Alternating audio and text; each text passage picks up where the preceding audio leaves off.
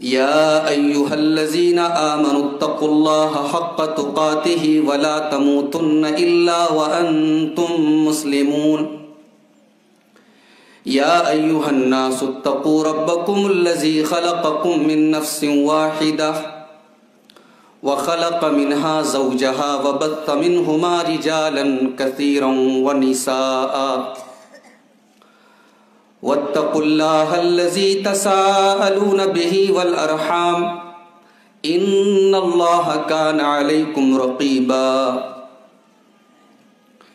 يا أيها الذين آمنوا اتقوا الله وقولوا قولا سديدا يصلح لكم أعمالكم ويغفر لكم ذنوبكم ومن يطع الله ورسوله فقد فاز فوزا عظيما أما بعد فإن خير الحديث كتاب الله وخير الهدي هدي محمد صلى الله عليه وسلم وشر الأمور محدثاتها وكل محدثة بدعة وكل بدعة ضلالة وكل ضلالة في النار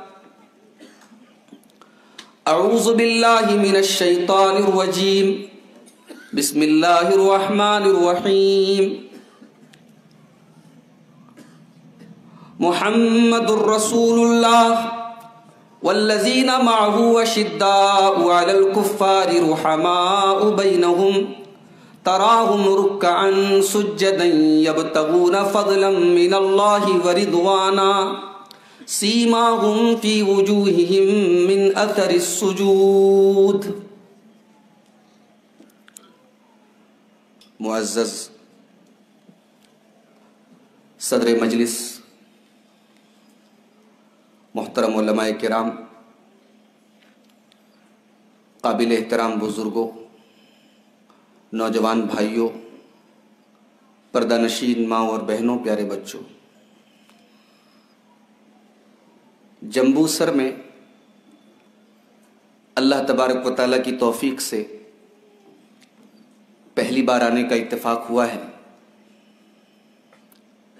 میں سب سے پہلے اللہ تبارک و تعالیٰ کا شکر ادا کرتا ہوں کہ اس کی توفیق سے، اس کے کرم سے، اس کی مدد سے آج ہم یہاں قرآن و سنت کی باتوں کو سننے کے لیے جمع ہوئے ہیں۔ اللہ تعالی ہم سب کی حاضری کو قبول فرمائے۔ جو باتیں بیان کی جائیں، کہنے والوں کو، سننے والوں کو، سب کو اللہ تعالی عمل کی توفیق نصیب فرمائے، آمین۔ اس کے بعد میں اس علاقے کی جمعیت کے ذمہ داروں کا اور اس جلسے کے جتنے بھی ذمہ دار ہیں سب کا شکریہ ادا کرتا ہوں کہ انہوں نے مجھے آپ کے سامنے حاضر ہونے کا موقع دیا۔ عنوان ہے صحابہ کرام اور ہماری زندگیاں۔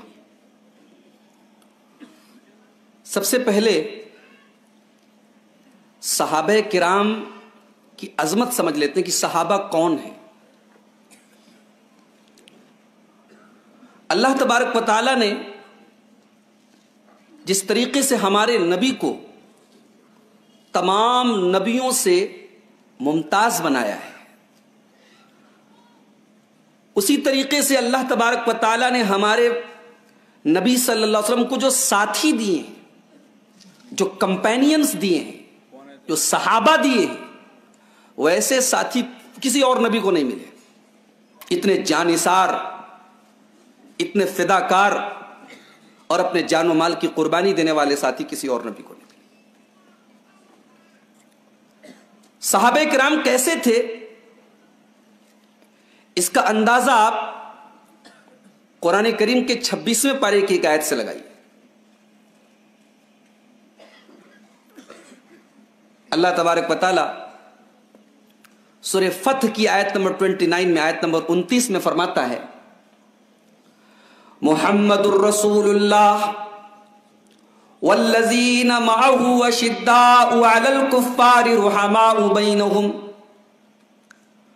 محمد صلی اللہ علیہ وسلم اللہ کے رسول ہیں والذین معہ، اور جو لوگ آپ کے ساتھ ہیں.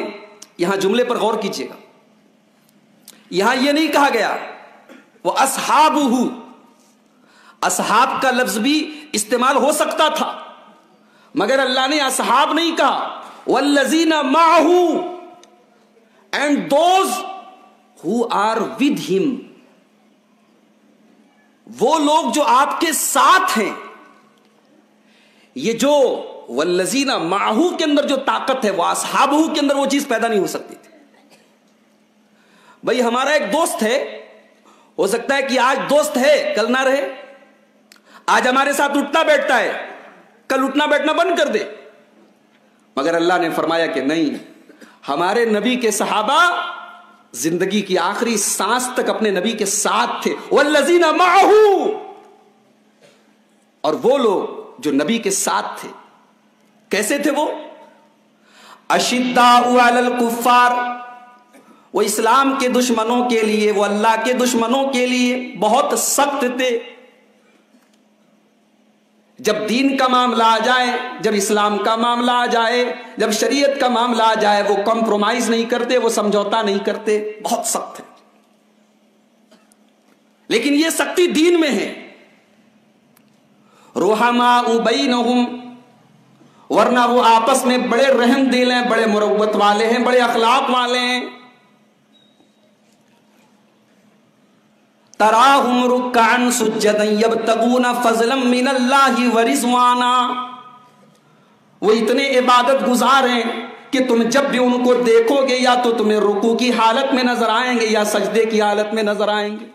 یہ نہیں کہا کہ نمازی ہیں، کہا جب دیکھو گے رکوع کی حالت میں نظر آئیں گے، جب دیکھو گے سجدے کی حالت میں نظر آئیں گے. اور ان کی نمازوں کا مقصد اپنے تقوی کی نمائش نہیں ہے،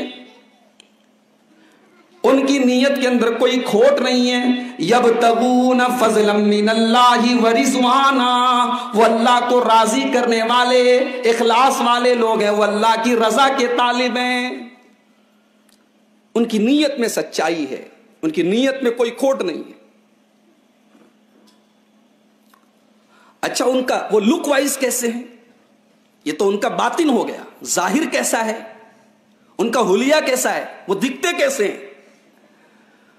فرمایا سیماہم فی وجوہہم من اثر السجود، ان کی پہچان یہ ہے، ان کا چہرہ دیکھ کر تم پہچان لوگے یہ نبی کے صحابہ ہیں، کیونکہ ان کے چہروں پر سجدے کے نشان ہیں. سجدے کے نشان کا کیا مطلب؟ مفسرین نے لکھا ہے کہ سجدے کے نشان کا ایک مطلب تو یہ ہے کہ پیشانی پر سجدے کا نشان ہے جو تقریباً ہر نمازی کو ہوتا ہے. اور ایک تفسیر یہ بھی کی ہے علماء نے کہ سجدے کے نشان ان کے چہروں پر ہونے کا مطلب یہ ہے کہ ان کو دیکھ کر کے پتہ چل جاتا ہے کہ یہ سجدہ کرنے والے توحید والے لوگ ہیں. ان کا چہرہ، ان کا حلیہ، ان کا ظاہر بتا دیتا ہے کہ یہ اللہ کا ماننے والا ہے، یہ اللہ کی بارگاہ میں سجدہ کرنے والا ہے. یہ ہے نبی کے صحابہ. اور نبی کے صحابہ ان کو یہ مقام حاصل ہے کہ قیامت تک آنے والے تمام لوگوں کے لیے معیار حق ہیں، وہ کسوٹی ہے کہ ان کے اوپر پرکھ کر دیکھ لو. جو صحابہ کے منہج پر چلے، جو صحابہ کے طریقے پر چلے وہ ہدایت پر ہے، جو صحابہ کے طریقے پر نہ چلے وہ ہدایت پر ہے.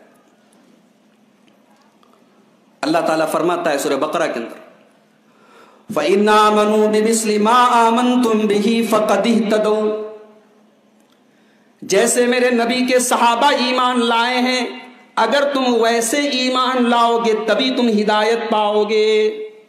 ہدایت پانے کے لیے ایمان کافی نہیں ہے، ایمان ویسے لانا پڑے گا جیسے میرے نبی کے صحابہ لائے. اللہ اکبر. پتہ ہے دنیا میں ہر انسٹیٹیوٹ میں، ہر کالج میں، ہر اسکول میں ایگزام لیا جاتا ہے، اور ایگزام کے بعد اسٹوڈنٹ کی پرفارمنس کے اعتبار سے اس کو مارکس دیے جاتے ہیں، گریڈ دیے جاتے ہیں، سرٹیفکیٹ دیا جاتا ہے. اللہ تبارک و تعالیٰ نے اپنے رسول کے صحابہ کا بھی ایک ایگزام لیا ہے. اللہ اکبر. کس چیز کا ایگزام لیا ہے؟ اولئک الذین امتحن اللہ قلوبہم للتقوی. یہ وہ لوگ ہیں جن کا اللہ تبارک و تعالیٰ نے تقوی کا امتحان لیا ہے. ان کے تقوی کا امتحان لیا کہ ان کے دل میں اللہ کا تقوی ہے کہ نہیں. اللہ نے ان کے تقوی کا امتحان لیا ہے. اچھا اس ایگزام میں یہ پاس ہوئے کہ فیل ہوئے؟ سورہ توبہ کی آیت نمبر 100 میں اللہ نے فرمایا والسابقون الاولون من المہاجرین والانصار والذین اتبعوہم باحسان رضی اللہ عنہم ورضوا عنہ.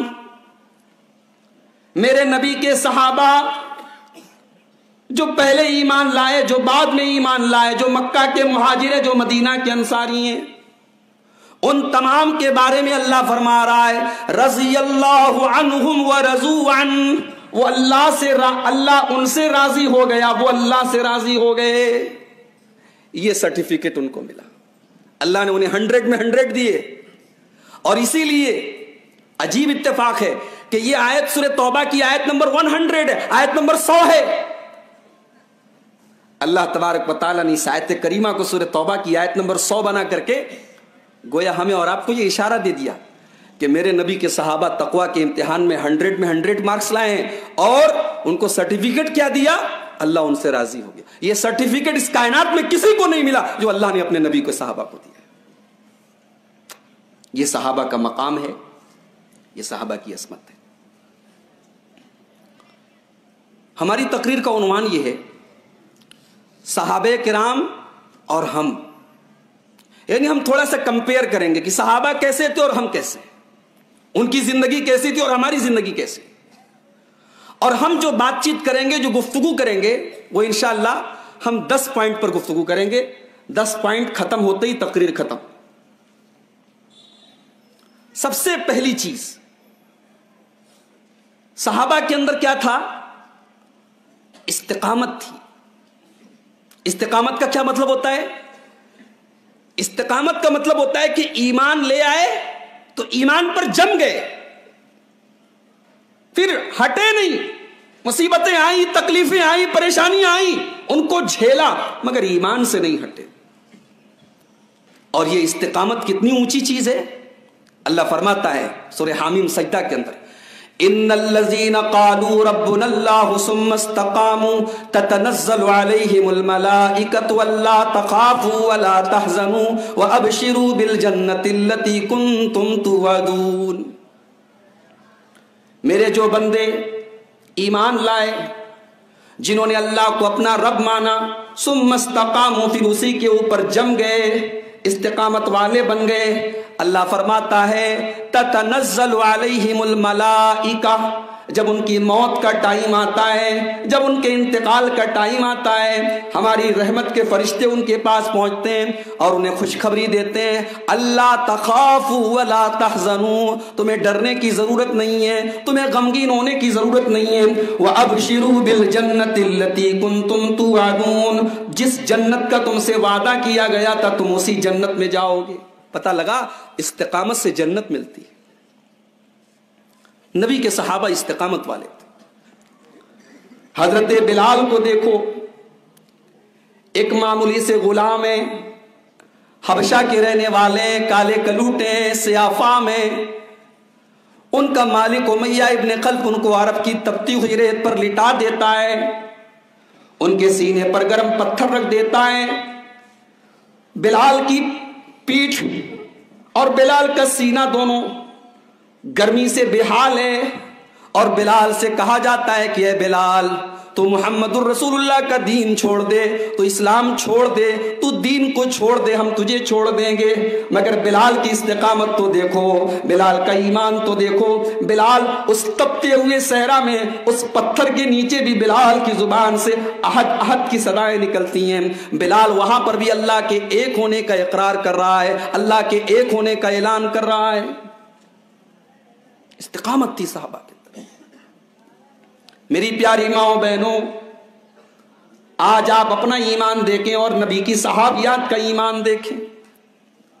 آج حالات یہ ہیں ہندوستان کے کتنی ہماری مسلمان بہنیں جو کالجوں میں پڑھتی ہیں، جو یونیورسٹیز میں پڑھتی ہیں، ایسی خبریں آئی ہیں، اخباروں کے ذریعے بھی آئی ہیں، میڈیا کے ذریعے بھی آئی ہیں، انہیں محبت کے جال میں پھنسایا گیا، انہوں نے اپنے گھر کی، اپنے خاندان کی، اپنے پورے سماج کی ناک کٹوائی، کسی غیر کے ساتھ بھاگ گئیں اور شادی کر لی، اور یہاں تک تو سب کچھ کیا، اپنے دین اور ایمان کا سودا بھی کر لیا، مرتد ہو گئیں، اسلام کو چھوڑ دیا، ایمان کو چھوڑ دیا۔ یہ آج ہو رہا ہے۔ دنیا کی سب سے بڑی دولت میرے بھائیوں ایمان ہے۔ ایک غریب سے غریب آدمی بھی اپنے آپ کو غریب نہ سمجھے، اس کے پاس ایمان کی دولت ہے۔ اللہ فرماتا ہے قرآن کریم کے 3 پارے کی آخری آیت میں، ان الذین ماتوا وهم کفار، ان الذین کفروا وماتوا وهم کفار فلن يقبل من احدهم ملء الارض ذهبا۔ اللہ فرماتا ہے کہ جو لوگ کفر کی حالت میں مر گئے، جو زندگی میں ایمان نہیں لا پائے، شرک کے اوپر مر گئے، کفر کے اوپر مر گئے، کل قیامت کے دن اللہ کی بارگاہ میں وہ زمین بھر کے سونا بھی دے کر اپنے آپ کو اللہ کے عذاب سے بچانا چاہیں تو قرآن کیا کہتا ہے؟ فَلَن يُقْبَلَ مِنْ أَحَدِهِمْ مِلْءُ الْأَرْضِ ذَهَبًا، زمین بھر کے سونا بھی دے کر کے وہ اللہ کے عذاب سے نہیں بچ پائیں گے۔ میرے پیارے بھائیوں، یعنی پتہ یہ چلا کہ زمین بھر کے سونا بھی اگر مل جائے تو ایمان کا مقابلہ نہیں کر سکتا ہے۔ اتنی بڑی دولت ہے یہ ایمان۔ اس ایمان کو کوئی اس سے سمجھوتا کر لے، اس ایمان سے ہاتھ دھو دے، چند ٹکوں کے بدلے، چند پیسوں کے بدلے ایمان کا سودا کر لے، یہ نبی کے صحابہ نہیں کرتے۔ حضرت عمار کو دیکھو، ان کی پوری فیملی کو ستایا جا رہا ہے، باپ کو بھی ٹارچر کیا جا رہا ہے، بیٹے کو بھی ستایا جا رہا ہے، ماں کو بھی تکلیفیں دی جا رہی ہیں۔ اللہ کے پیارے نبی بے بس ہیں۔ اللہ کے پیارے نبی جب ان کی تکلیفوں کو دیکھتے ہیں، ان کو تسلی دیتے ہیں اور کہتے ہیں صبرن یا آل یاسر ان موعدکم الجنہ، اے یاسر کے گھرانے والو، اے یاسر کے پریوار والو، اے یاسر کی فیملی والو، تم سے اللہ تعالیٰ تمہیں صبر کی توفیق دے، تم صبر کرتے رہو، یقیناً تم سے جنت میں ملاقات ہوگی۔ میری پیاری ماں و بہنوں، حضرت عمار کی والدہ جن کا نام سمیہ تھا، ان کی دردناک شہادت کو کون بھول سکتا ہے؟ اس امت کے فرعون نے، ابو جہل نے بڑی بے دردی سے ان کو مارا تھا، اور تاریخ کے صفحات میں آج بھی سب سے پہلی شہید ہونے والی خاتون کے طور پر حضرت سمیہ کا نام موجود ہے۔ استقامت تھی ان کے اندر، انہوں نے اللہ کو اپنا رب مانا، پھر جم گئے، پھر اس سے ہٹے نہیں۔ حضرت خبیب کو دیکھو، ان کو کچھ لوگوں نے دھوکے سے پکڑ لیا، اریسٹ کر لیا اور مکہ کے اندر جا کر بیچ دیا۔ ان کو خریدا کن لوگوں نے؟ بنو حارث کے لوگوں نے، جن کے باپ کو انہوں نے غزوہ بدر میں مارا تھا۔ اپنے باپ کا بدلہ لینے کے لیے بنو الحارث نے ان کو خریدا، ان کو سولی پر چڑھانے کی تیاری ہو گئی۔ حضرت خبیب رضی اللہ تعالیٰ عنہ سولی پر چڑھنے سے پہلے کہتے ہیں اے میرے قاتلوں، اے میرے دشمنوں، کیا تم مجھے 2 رکعت نماز پڑھنے کا موقع دو گے؟ کہا ٹھیک ہے پڑھ لو۔ حضرت خبیب رضی اللہ تعالیٰ عنہ 2 رکعت نماز پڑھتے ہیں، اور حدیث کے الفاظ ہیں، تاریخ کے الفاظ ہیں، سیرت کی کتابیں بیان کر رہی ہیں کہ حضرت خبیب نے بڑی ہلکی 2 رکعت پڑھی، اور سلام پھیرنے کے بعد کہتے ہیں اے مکہ والو، میں نے اس ڈر سے لمبی نماز نہیں پڑھی کہ کہیں تم یہ نہ سمجھو میں موت کے ڈر سے اپنی نماز کو لمبا کر رہا ہوں۔ پھر اللہ کی بارگاہ میں ہاتھ اٹھاتے اور کہتے ہیں اللہم احصہم عددا واقتلہم بددا ولا تغادر منہم احدا۔ اے اللہ، یہ جو تیرے بندے کو آج سولی پہ چڑھا کے قتل کر رہے ہیں، اے اللہ تو ان کو شمار کر لے، ان کو کاؤنٹ کر لے، ان کو گن لے، اور اے اللہ ان سے ایک ایک کو چن چن کر کے اے اللہ ان کے انجام تک تو پہنچا دے۔ خبیب کو سولی پہ چڑھایا جا رہا ہے، اور خبیب کی زبان پر کیا الفاظ ہیں؟ صحیح بخاری کے اندر وہ الفاظ موجود ہیں. حضرت خبیب کہتے ہیں وَلَسْتُ أُبَالِي حِينَ أُقْتَلُ مُسْلِمًا عَلَىٰ أَيِّ جَنبٍ كَانَ لِلَّهِ مَصْرَعِي. میں مسلمان ہوں، میں اللہ کی توحید والا ہوں. آج توحید کے لیے، ایمان کے لیے مجھے اللہ کی راہ میں قتل کیا جا رہا ہے، مجھے کوئی پرواہ نہیں، مجھے کوئی ڈر نہیں. وَذَاكَ فِي ذَاتِ الْإِلَٰهِ وَإِن يَشَاء يُبَارِكْ عَلَىٰ أَوْصَالِ شِلْوٍ مُمَزَّعِي. میں اللہ کی ذات کے لیے، اللہ کی توحید کے لیے اپنی جان دے رہا ہوں. اگر اللہ نے چاہا تو میری لاش کے ٹکڑوں میں بھی وہ برکت دے گا، میرے جسم کے ٹکڑوں میں بھی وہ برکت دے گا. حضرت خبیب کو بڑی بے دردی سے شہید کر دیا گیا، مگر ایمان سے کمپرومائز نہیں کیا میرے بھائی. یہ پہلا فرق تھا ہمارے اور صحابہ کے بیچ میں. ہم بھی ایمان والے، وہ بھی ایمان والے، مگر ہمارے ایمان میں ڈگمگاہٹ آ جاتی.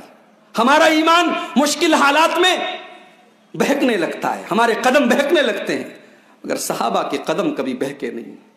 ان الذین قالوا ربنا اللہ ثم استقاموا، وہ استقامت والے ہیں، انہوں نے اللہ کو رب مانا، اسی کے اوپر چل گئے.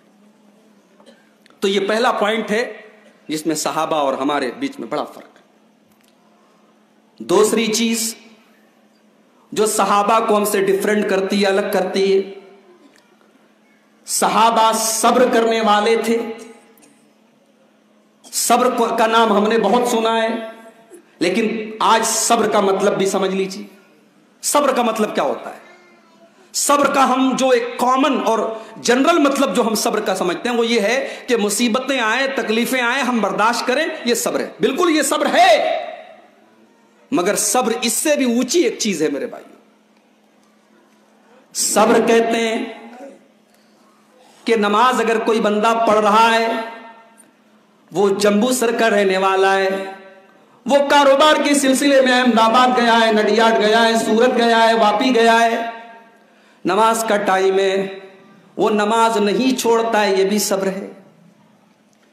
جاڑے کا موسم ہے، ٹھنڈی ہوائیں چل رہی ہیں، ٹھنڈا ٹھنڈا پانی آ رہا ہے، اپنے گرم گرم بستر کو، نرم و نازک بستر کو چھوڑ کے جا کر کے اللہ کا بندہ حی علی الصلاۃ کی آواز پر، الصلاۃ خیر من النوم کی آواز پر اپنا بستر چھوڑتا ہے، اپنا آرام چھوڑتا ہے، اپنی نیند کو قربان کرتا ہے اور جا کر کے فجر کی نماز جماعت سے ادا کرتا ہے. میرے پیارے بھائیوں، یہ بھی صبر ہے.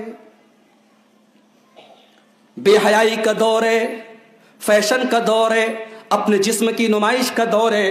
ایک مسلمان عورت اپنے آپ کو پردے میں رکھتی ہے، اپنی شرم و حیا کی حفاظت کرتی ہے، اپنی شرمگاہ کی حفاظت کرتی ہے، اپنے آپ کو بدکاری سے بچاتی ہے. یہ بھی صبر ہے. بدکاری کے ماحول میں ایک نوجوان اپنے آپ کو غلط قسم کے افیئر سے بچاتا ہے، اپنے آپ کو زناکاری سے بچاتا ہے، بدکاری سے بچاتا ہے. یہ بھی صبر ہے. صبر تین طرح کا ہوتا ہے. پہلا ہوتا ہے نیکی کے کاموں پر جمے رہنا، یہ بھی صبر ہے. دوسرا ہوتا ہے کہ گناہ کرنے کا موقع مل رہا ہے، گناہ کرنے کے تقاضے موجود ہیں، مگر آدمی اپنے آپ کو گناہ سے بچا لے، یہ بھی صبر ہے. اور تیسرا ہوتا ہے کہ مصیبت اور تکلیف آئے اور آدمی اللہ کا شکر ادا کرے اور صبر کرے، برداشت کرے، یہ بھی صبر ہے. اور صحابہ نے ان تینوں طریقے کا صبر کیا ہے. میں تینوں کا ایک ایک ایگزامپل دے کے بات آگے بڑھاتا ہوں. سب سے پہلا صبر کیا ہے؟ نیکی کے کاموں پر جمے رہنا، نیکی کے کاموں میں ریگولیرٹی، نیکی کے کاموں کو کنٹینیو کرنا. ایک حدیث پڑھتا ہوں، میری مائیں بہنیں غور سے سنیں. حدیث کی راویہ اللہ کے پیارے نبی صلی اللہ علیہ وسلم کی پیاری بیوی حضرت ام حبیبہ رضی اللہ تعالیٰ عنہا ہیں، جو حضرت امیر معاویہ کی بہن تھی. حضرت ام حبیبہ کہتی ہیں کہ اللہ کے پیارے نبی نے فرمایا، اس صحیح مسلم کی روایت ہے، اللہ کے پیارے نبی نے فرمایا کہ جو آدمی دن رات میں 12 رکعت نماز پڑھے، من صلی اثنتی عشرۃ رکعۃ فی الیوم واللیلہ، جو 24 گھنٹے میں 12 رکعت نماز پابندی سے پڑھے، بنی لہ بیت فی الجنہ، اس کے لیے جنت میں گھر بنا دیا جاتا ہے. یہ کون سی 12 رکعت نماز ہے؟ کوئی بتا سکتا ہے؟ سنن رواتب ان کو بولتے ہیں. میں بتا دیتا ہوں آپ کو. فجر کی نماز میں فجر کے پہلے جو 2 رکعت پڑھی جاتی، فجر کے پہلے پڑھی جاتی ہے. ہاں اگر آپ لیٹ پہنچے، جماعت ہو رہی ہے تو آپ بعد میں بھی پڑھ سکتے ہیں، لیکن اس کا ٹائم فجر کے پہلے ہے. تو فجر کے پہلے 2 رکعت سنت، ظہر کے فرض کے پہلے 4 اور ظہر کے فرض کے بعد 2، 4 2 6، تو 6 ہو گئی ظہر میں، 2 ہو گئی فجر میں، 6 2 8، 2 رکعت مغرب کے بعد 8 2 10، اور 2 رکعت عشاء کے بعد 10 2 12، یہ ٹوٹل 12 رکعت نماز ہے۔ اس کو اگر کوئی پابندی سے پڑھے تو اللہ کے پیارے نبی فرماتے ہیں کہ جنت میں اس کے لیے محل بنا دیا۔ اب بہت غور سے سنیے گا جو بات میں کہنے جا رہا ہوں، میری مائیں بہنیں بھی غور سے سنیں۔ حضرت ام حبیبہ کہتی ہیں فما ترکتہن منذ سمعتہن من رسول اللہ صلی اللہ علیہ وسلم، جب سے میں نے اپنے نبی کی زبان سے یہ حدیث سنی اس دن کے بعد سے میں نے یہ 12 رکعت نماز کبھی نہیں چھوڑی۔ اللہ، یہ ہے صبر۔ ایک عورت ہے، آج ہماری مائیں بہنیں فرض نماز میں بھی غافل ہیں، ان کے پاس ہزاروں بہانے، ہمیں یہ کرنا ہے، وہ کرنا ہے، کھانا بنانا ہے، کپڑے دھونا ہے، صفائی کرنا ہے، سارے زمانے کے کام انہی کو تو کرنا ہے۔ نبی کے زمانے میں عورتیں کام نہیں کرتی تھی۔ غور کیجئے میری ماں بہنوں، میرے بھائیوں، ایک عورت ہو کر کے حضرت ام حبیبہ کہتی ہیں کہ جب سے نبی کی زبان مبارک سے میں نے یہ حدیث سنی، یہ 12 رکعت نماز میں نے کبھی نہیں چھوڑی۔ اس کو کہتے ہیں صبر۔ اور ایک ہوتا ہے گناہ کرنے کا موقع ملے اور آدمی گناہ نہ کرے، یہ بھی صبر ہے۔ اس کا بھی ایک ایگزامپل دیتا ہوں صحابہ سے۔ ایک صحابی ہیں، ان کا نام ہے مرثد، مرثد بن ابی مرثد، میم رے سے دال، مرثد، بہت الگ نام ہے، شاید آپ نے نام نہ سنا ہو، مرثد۔ تو حضرت مرثد رضی اللہ تعالیٰ عنہ ایک مرتبہ، یہ نوجوان تھے، ہٹے کٹے تھے، باڈی بلڈر تھے، یہ مکہ سے ایک قیدی کو جو دشمنوں کے قبضے میں تھا، اس قیدی کو چھڑا کر کے مدینہ جا رہے تھے۔ راستے میں ایک مکان کے پاس سے گزرے، چاندنی رات تھی، روشنی تھی، مکان کی کھڑکی سے ایک عورت جھانک رہی تھی۔ وہ عورت کوئی اور عورت نہیں تھی، ان کی دور جاہلیت میں ان کی محبوبہ تھی وہ عورت۔ اسلام لانے کے پہلے اس عورت کے ساتھ ان کا تعلق تھا، اس عورت کا نام عناق تھا۔ وہ عورت کھڑکی سے جھانک رہی تھی، اس نے دیکھا ارے مرثد جا رہے ہیں، کہا کہ مرثد، کہا ارے تم عناق۔ اب وہ عورت رات کے سناٹے میں کہہ رہی ہے بت اندن اللیلہ، آؤ، اکیلا گھر ہے، میں ہوں، تم ہیں، تنہائی ہے، آج کی رات ہمارے پاس رہو۔ غور کرو میرے نوجوان بھائیوں، وہ عورت حضرت مرثد کو گناہ کی دعوت دے رہی ہے، اور کسی پولیس کا کوئی خطرہ نہیں، کسی کیمرے کا ڈر نہیں، کسی MMS کا ڈر نہیں، کسی ریکارڈنگ کا ڈر نہیں۔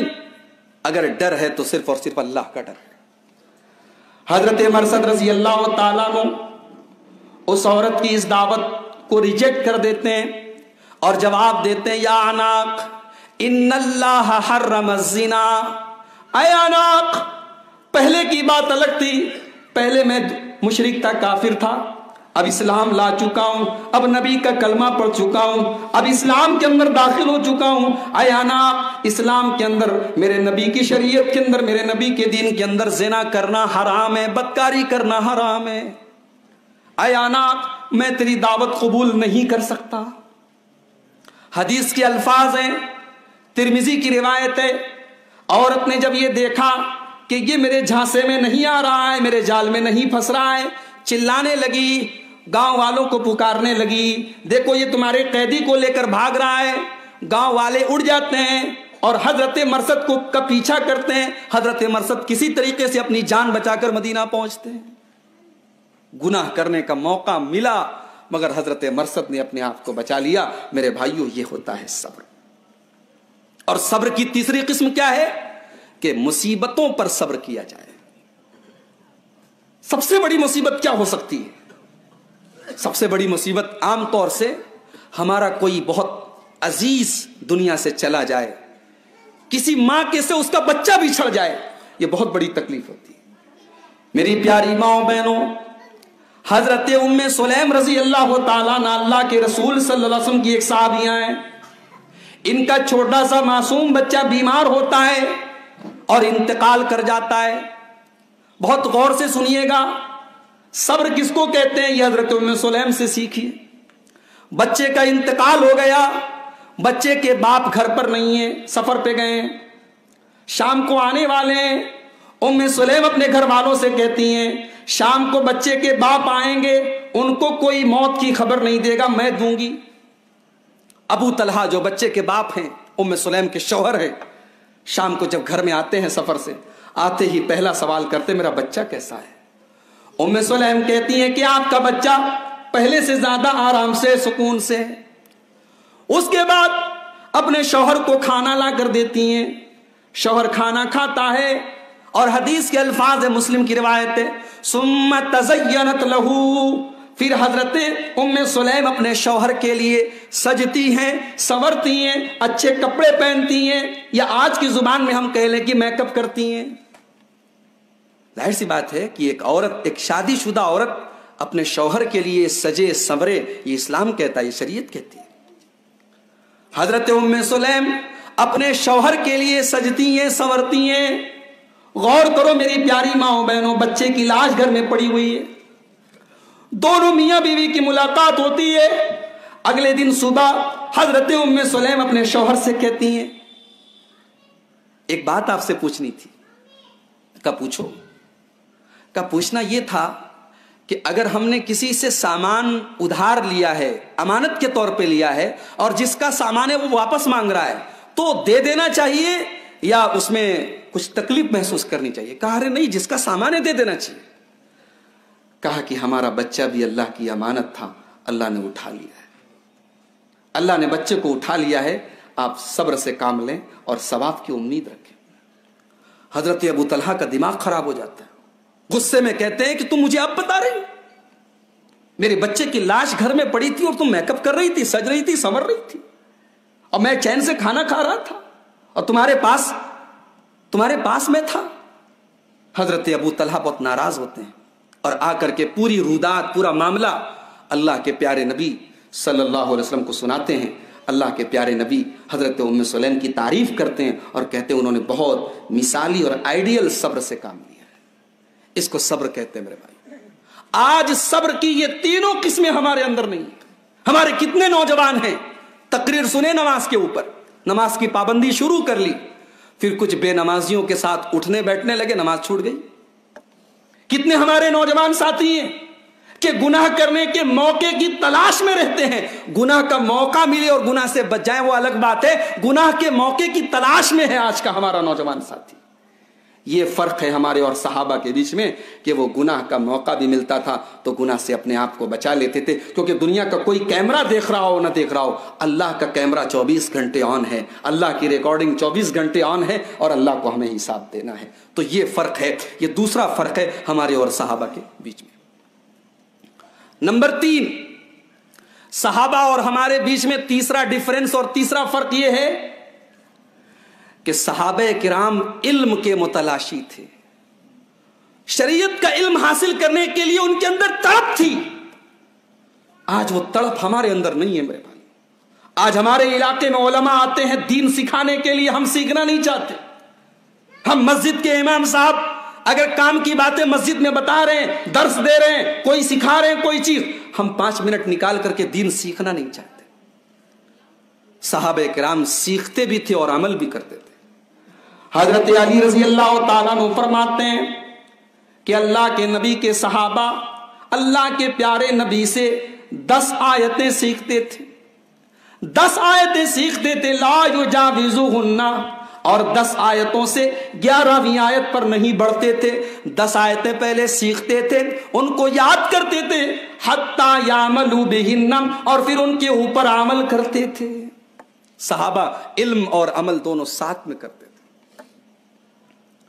اور صحابہ کے اندر اپنے نبی سے سیکھنے کی بڑی تڑپ تھی. ایک ایگزامپل دوں آپ کو, حضرت ابو ہریرہ رضی اللہ تعالیٰ عنہ, کون مسلمان ہے جو نہیں جانتا ہے, سب سے زیادہ اگر کسی حدیث کے راوی ہیں صحابہ کرام میں تو سب سے زیادہ حدیث کے راوی حضرت ابو ہریرہ رضی اللہ تعالیٰ عنہ ہیں. وہ اللہ کے نبی کے پاس آتے ہیں, بخاری اور مسلم کی روایت ہے, اور سوال کرتے ہیں, اے اللہ کے پیارے نبی, من اسعد الناس بشفاعتک یوم القیامہ, اے اللہ کے رسول, وہ کون خوش نصیب ہوگا جس کو قیامت کے دن آپ کی شفاعت ملے گی؟ وہ کون خوش نصیب ہے جس کی آپ شفاعت کریں گے؟ اللہ کے پیارے نبی جواب دیتے ہیں, اے ابو ہریرہ, مجھے یقین تھا کہ یہ سوال سب سے پہلے تم ہی کرو گے. لما رأیت من حرصک علی الحدیث, اس لیے کہ اے ابو ہریرہ, تمہارے اندر حدیث کو سیکھنے کی تڑپ موجود ہے. اللہ اکبر. اللہ کے نبی اپنے صحابی کی تعریف کر رہے ہیں کہ تیرے اندر حدیث کو سیکھنے کی تڑپ ہے. اللہ وہ تڑپ ہم سب کے دلوں میں پیدا کرتے ہیں, حدیث کو سیکھنے کی تڑپ ہے. اس سے ایک مسئلہ یہ بھی پتا چلا کہ مسلمان کے گھر میں حدیث کی کتابیں ہونی چاہیے, اس کو حدیثیں بھی یاد ہونی چاہیے. مسلمان عورت کو حدیثیں یاد ہونی چاہیے, حدیث کی تڑپ ہونی چاہیے مسلمان کے اندر. کہا کہ اے ابو ہریرہ, تیرے اندر حدیث کی تڑپ ہے. اور اس کے بعد آپ نے جواب دیا کہ قیامت کے دن وہ خوش نصیب آدمی جس کو میری شفاعت ملے گی, وہ کون ہوگا؟ من قال لا الہ الا اللہ خالصا من قبل نفسہ, جو دل کی گہرائی سے لا الہ الا اللہ پڑھے گا, جو توحید والا ہوگا, جو توحید پر جس کا خاتمہ ہوگا, اسی کو قیامت کے دن میری شفاعت ملے. تو صحابہ علم کے متلاشی. ابھی آپ نے آیت الکرسی پر پوری تقریر سنی ہمارے فاضل دوست سے شیخ عتیق الرحمان صاحب سے. آیت الکرسی کے بارے میں وہ مشہور روایت, مجھے معلوم نہیں مولانا نے بیان کی کہ نہیں, وہ بخاری کی جو روایت ہے کہ حضرت ابو ہریرہ رضی اللہ تعالیٰ عنہ صدقۃ الفطر میں جو اناج آتا تھا, اس اناج کی دیکھ بھال کر رہے تھے. شیطان ایک چور کے بھیس میں آیا اور اناج چورانے لگا. اس سے ایک سبق یہ ملا کہ شیطان چوری بھی کرتا ہے, شیطان ہمارے مال پر ہاتھ بھی صاف کر سکتا ہے. تو وہ اناج چورا رہا تھا, حضرت ابو ہریرہ نے پکڑا, کہا کیا کر رہے ہو تم؟ تو رونے لگا, بولا میں غریب آدمی ہوں, بچے میرے بھوکے ہیں, فیملی میری پریشان ہے, میں بڑی مجبوری میں نے یہ قدم اٹھایا ہے. حضرت ابو ہریرہ نے اس کو معاف کر دیا. دوسرے دن پھر آیا, اس کا ہاتھ پکڑا, کہا کہ آج میں تجھے اللہ کے رسول کے پاس لے کے جاؤں گا. کہا نہیں ایسا مت کرو. ارے بھائی میں مجبور آدمی ہوں, میں اب وعدہ کرتا ہوں کہ آئندہ ایسا کام نہیں کروں گا. حضرت ابو ہریرہ نے پھر چھوڑ دیا. تیسرے دن پھر آیا اور اللہ کے پیارے نبی کے پیارے صحابی حضرت ابو ہریرہ نے پھر اس کو پکڑا اور کہا کہ آج تو یقیناً میں تجھے اللہ کے رسول صلی اللہ علیہ وسلم کے پاس لے کے جاؤں گا. تو اس نے کہا کہ اے ابو ہریرہ, تو مجھے چھوڑ دو, میں تمہیں ایک کام کی بات بتاتا ہوں. کہا کہ بتاؤ گے؟ کہاں بتاؤں گا. چھوڑ دیا. کہا بتاؤ. کہا کہ جب تم رات میں بستر پہ سونے جاؤ تو آیت الکرسی پڑھ لیا کرو. آیت الکرسی اگر تم پڑھ کے بستر پہ سو گے تو رات بھر اللہ تبارک و تعالیٰ کی طرف سے ایک حفاظت کرنے والا تمہاری حفاظت کرے گا. حدیث کے الفاظ ہے, بخاری کی روایت ہے, راوی کہتے ہیں کہ کانو احرص الناس علی الخیر, صحابہ اچھی باتوں کے, نیکی کی باتوں کے بڑے حریص تھے, بڑی طلب تھی ان کے اندر. شیطان ہے وہ چور شیطان تھا. اس چور نے کہا کہ میں تمہیں کام کی بات بتاؤں گا, علم کی بات بتاؤں گا.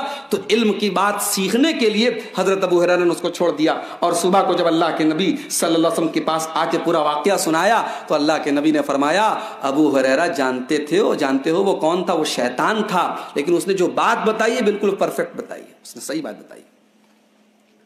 تو صحابہ ایسے تھے, وہ علم کے ساتھ ساتھ عمل کے متلاشی تھے. ایک ہم لوگ ہیں, تقریر سنتے 2 گھنٹہ تقریر سنتے ہیں, لیکن ایک کان سے سنتے دوسرے کان سے اڑا دیتے ہیں. یا تو سیکھتے ہی نہیں ہیں, اور اگر سیکھتے ہیں تو عمل نہیں کرتے. صحابہ کرام کے اندر علم اور عمل دونوں تھا. تو یہ تیسرا ڈیفرنس ہے جو ہمارے اور صحابہ کے بیچ میں تھا. نمبر 4, صحابہ کے اور ہمارے بیچ میں چوتھا ڈیفرنس اور چوتھا فرق یہ ہے میرے پیارے ساتھیوں, کہ صحابہ کرام حلال اور حرام کی بڑی پرواہ کرتے تھے. اس لیے کہ انہوں نے اللہ کے نبی کی زبان سے سنا تھا کہ حرام کھانے والے کی دعائیں قبول نہیں ہوتی.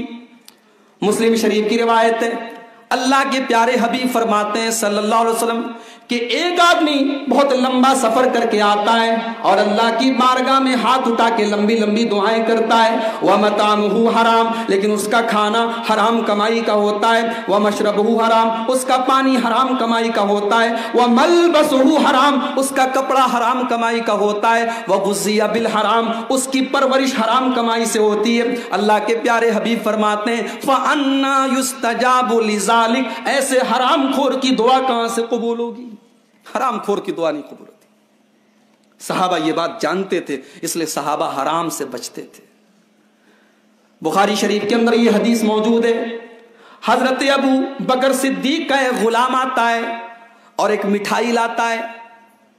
گجرات والے تو مٹھائی بہت کھاتے ہیں نا، کھانے کے پہلے ہی مٹھائی کھلا دیتے ہیں۔ مٹھائی لے کے آیا غلام اور حضرت ابو بکر صدیق کو مٹھائی پیش کی۔ حضرت ابو بکر صدیق نے کھا لی۔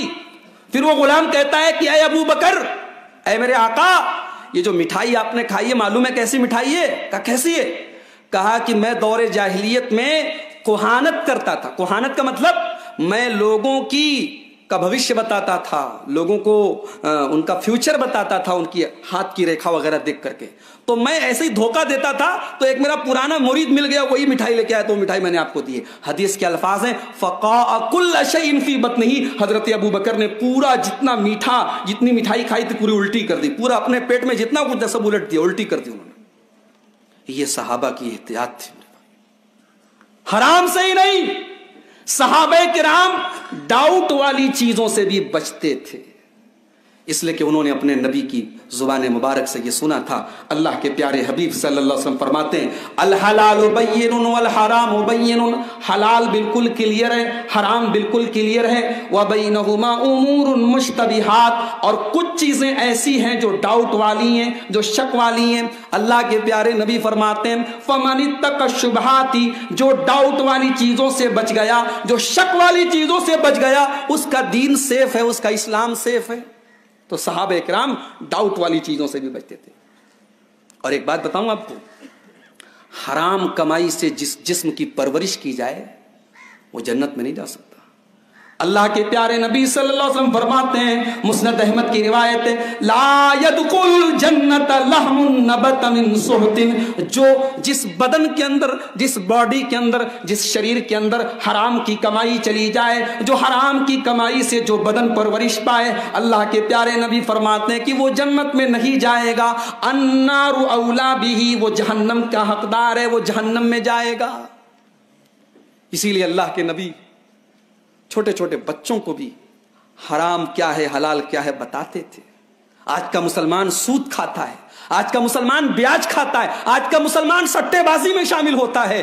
میرے پیارے ساتھیوں، یہی فرق ہے ہمارے اور صحابہ کے بیچ میں۔ وہ حلال اور حرام کی تمیز کرتے تھے، اور ہم صرف پیسہ ہمارے پاس آنا چاہیے، حلال ہے کہ حرام ہے اس سے ہمیں کوئی مطلب نہیں۔ اللہ کے نبی صلی اللہ علیہ وسلم کے نواسے حضرت حسن رضی اللہ تعالیٰ مسجد میں زکات کی کچھ کھجور آئی ہے، صدقہ کی کچھ کھجور آئی ہے، مسجد میں رکھی ہوئی ہے۔ حضرت حسن رضی اللہ تعالیٰ عنہ 4-5 سال کے بچے ہیں، مسجد میں موجود ہیں، ایک کھجور اٹھا کے زمین پر سے منہ میں ڈالنے لگتے ہیں۔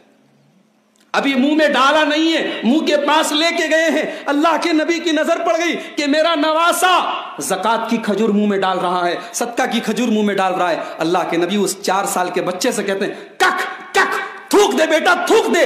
اللہ کے پیارے نبی اپنے نواسے سے کہتے تھوک دے، اور کہتے ہیں اما شعرتا انا لا ناکل الصدقہ، میرے بچے، میرے نواسے، کیا تجھے پتہ نہیں ہے کہ صدقہ ہمارے لیے حرام ہے، زکات ہم نہیں کھاتے، صدقہ نہیں کھاتے، اس کو تھوک دے۔ اللہ کے پیارے نبی صلی اللہ علیہ وسلم 4 سال کے بچے کو میرے بھائیوں حلال سکھا رہے ہیں، حرام بتا رہے ہیں کہ حرام کیا ہے حلال کیا ہے۔ یہ فرق ہے ہمارے اور صحابہ کے بیچ میں۔ نمبر 5، صحابہ کرام کے اور ہمارے درمیان 5واں فرق یہ ہے میری پیاری ماؤں بہنوں، کہ صحابہ کرام کے اندر ان کی سوسائٹی میں پردہ تھا، ان کی سوسائٹی میں شرم و حیا تھی۔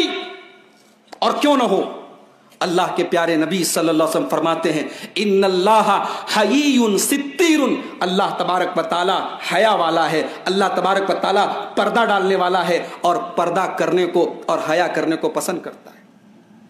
صحابہ کی سوسائٹی میں زناکاری نہیں تھی، حیا تھی، ان کی عورتوں کے یہاں پردہ تھا۔ اللہ کے پیارے نبی مسجد سے نکل رہے ہیں. نبی کے زمانے میں مسجد میں مرد بھی آتے تھے، عورتیں بھی آتی تھی. عورتیں مسجد سے نکل رہی ہیں، مرد حضرات بھی نکل رہے ہیں، عورتیں بھی نکل رہی ہیں. اللہ کے پیارے نبی صلی اللہ علیہ وسلم نے مرد و عورت کا یہ اختلاط دیکھا. بڑے غصے میں آپ نے فرمایا، اے عورتوں تم کنارے ہٹو، استاخرنا کنارے ہٹو، فَإِنَّهُ لَيْسَ لَكُنَّ أَن تَحْقُقْنَ الطَّرِيقَ. اے عورتوں تم بیچ راستے میں سے نہ چلا کرو، تم بیچ راستے میں سے مردوں سے سٹ کر اور مردوں کے پاس سے نہ چلا کرو، تم کنارے سے چلا کرو. علیکن بحافات الطریق، اے مسلمان عورتوں تم کنارے سے چلا کرو. حضرت عائشہ فرماتی ہیں، حدیث کے الفاظ ہیں، حضرت عائشہ فرماتی ہیں کہ نبی کی زبان مبارک سے جب مسلمان عورتوں نے سن لیا کہ عورت کو کنارے سے چلنا چاہیے، اس دن کے بعد سے فَكَانَتِ الْمَرْأَةُ تَلْتَصِقُ بِالْجِدَارِ، عورتیں اتنا کنارے سے چلتی تھیں کہ ان کے کپڑے کبھی کبھی دیوار میں سٹ جایا کرتے تھے، دیوار میں چپک جایا کرتے تھے. اللہ اکبر. یہ شرم و حیا تھی، یہ پردہ تھا. آج کی ہماری پڑھی لکھی بہنیں کہتی ہیں ارے یہ پردہ وردہ کیا ہوتا ہے، اصل پردہ تو دل کا پردہ ہے. آدمی کا دل صاف ہونا چاہیے. عورت کوئی ضروری تھوڑی ہے کہ نقاب میں ہو، پردے میں.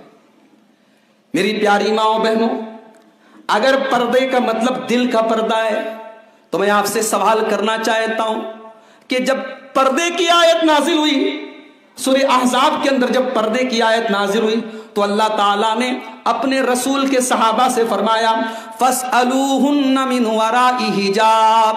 اپنے رسول کے صحابہ سے فرمایا کہ جب تم نبی کے گھر جایا کرو اور تمہیں نبی کی عورتوں سے کوئی سامان مانگنا ہو تو پردے کی آڑ سے مانگا کرو. ذَالِكُمْ أَطْهَرُ لِقُلُوبِكُمْ وَقُلُوبِهِنَّ. اللہ فرماتا ہے کہ پردہ ہی کے اندر تمہاری بھی صفائی ہے اور ان کی بھی صفائی ہے. یعنی قرآن ہمیں یہ بتا رہا ہے کہ پردہ کرنے سے ہی صفائی ہے، پردہ کے بغیر صفائی نہیں ہے. اور میں پوچھتا ہوں اگر دل صاف ہونے کا مطلب یہ ہے کہ عورت پردہ نہ کرے تو میری ماں بہنوں مجھے بتاؤ کہ صحابہ کرام سے زیادہ صاف ستھرا دل کس کا ہو سکتا ہے، اور نبی پاک صلی اللہ علیہ وسلم کی بیویوں سے زیادہ پاک دامن عورتیں کون سی ہو سکتی ہیں؟ مگر قرآن نے ان کو بھی پردہ کرنے کا حکم دیا ہے. اس لیے اگر آپ غور کریں، آج فجر کی نماز میں میرا درس تھا نڈیاڈ میں لاکھی مسجد میں، تو میں نے قرآن کریم کی 3 آیتیں پڑھی تھی. سورہ نور کی آیت نمبر 30، 31، 32، 30، 31، 32. قرآن کی 3 آیتوں پر اگر عمل کر لیا جائے سماج سے ہر طریقے کی زناکاری اور بدکاری دور ہو جائے گی. کون سی ہیں قرآن کی 3 آیتیں؟ سورہ نور کی آیت نمبر 30 میں اللہ کہتا ہے قُلْ لِلْمُؤْمِنِينَ يَغُضُّوا مِنْ أَبْصَارِهِمْ وَيَحْفَظُوا فُرُوجَهُمْ ذَلِكَ أَزْكَىٰ لَهُمْ. اے نبی آپ ایمان والے مردوں سے کہہ دو کہ وہ اپنی نگاہوں کو پست رکھیں، نگاہوں کو نیچی رکھیں اور اپنی شرمگاہ کی حفاظت کریں، اسی میں ان کی صفائی ہے. یعنی اگر ہم یہ چاہتے ہیں کہ ہم زناکاری سے بچیں، ہماری شرمگاہوں کی حفاظت ہو، تو نگاہوں کی حفاظت سب سے پہلا اسٹیپ ہے، سب سے پہلا قدم ہے. ہمیں نگاہوں کی حفاظت کرنی ہے. اس کے بعد اللہ ایمان والی عورتوں سے کہہ رہا ہے وَقُلْ لِلْمُؤْمِنَاتِ يَغْضُضْنَ مِنْ أَبْصَارِهِنَّ. اور اے ایمان والی عورتوں تم اپنی نگاہوں کو نیچی رکھو. وَيَحْفَظْنَ فُرُوجَهُنَّ. اور تم بھی اپنی شرمگاہوں کی حفاظت کرو. وَلَا يُبْدِينَ زِينَتَهُنَّ. اور تم اپنی زیب و زینت کو، اپنے بدن کو، اپنے شریر کو، اپنے جسم کو تم دوسروں کے سامنے ظاہر نہ کرو، یعنی پردہ کرو. پتا چلا کہ سماج سے زناکاری کو ختم کرنا ہے تو مرد کو اپنی نگاہ نیچی رکھنی ہوگی، عورت کو اپنی نگاہ نیچی رکھنی ہوگی، عورت کو پردہ کرنا پڑے گا. اور تیسرا کام کیا کرنا ہوگا؟ آیت نمبر 32 میں اللہ فرماتا ہے سورہ نور کی وَأَنْكِحُوا الْأَيَامَ مِنْكُمْ وَالصَّالِحِينَ مِنْ عِبَادِكُمْ وَإِمَائِكُمْ. شادی کی عمر ہو جائے تو لڑکا لڑکی کی شادی کر دی جائے، شادی میں لیٹ نہ کیا جائے، شادی کو رسم و رواج سے بھاری بھرکم نہ بنایا جائے، شادی کو ہلکا اور آسان کر کے صحیح عمر میں شادی کر دی جائے. اگر یہ تینوں آیتوں پر، ان تینوں آیتوں پر میرے بھائیوں اگر عمل ہم شروع کر دیں تو یقیناً سماج سے زناکاری اور بدکاری ختم ہو سکتی ہے.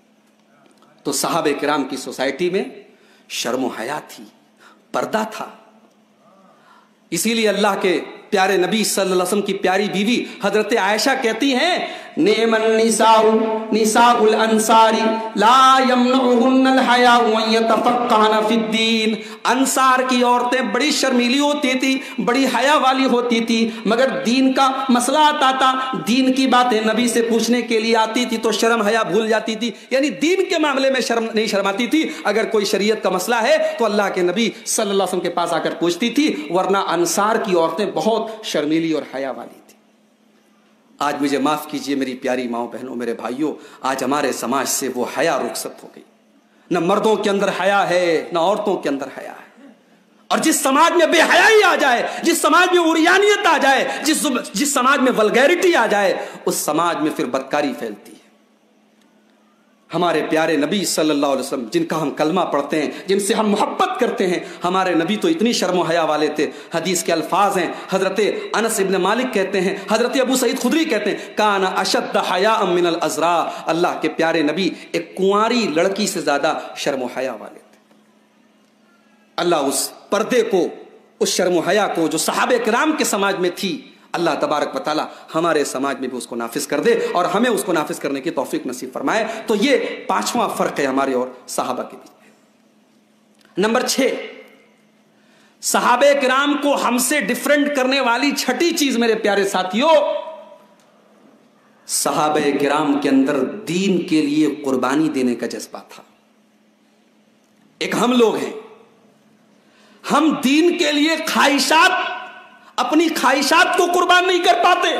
صحابہ نے اپنی ضرورتوں کو قربان کر دیا. اللہ قرآن میں کہتا ہے وَيُؤْثِرُونَ عَلَىٰ أَنفُسِهِمْ وَلَوْ كَانَ بِهِمْ خَصَاصَةٌ. میرے نبی کے صحابہ اللہ کے دین کے لیے, اسلام کے لیے اپنی ضرورتوں کو بھی قربان کر دیتے تھے.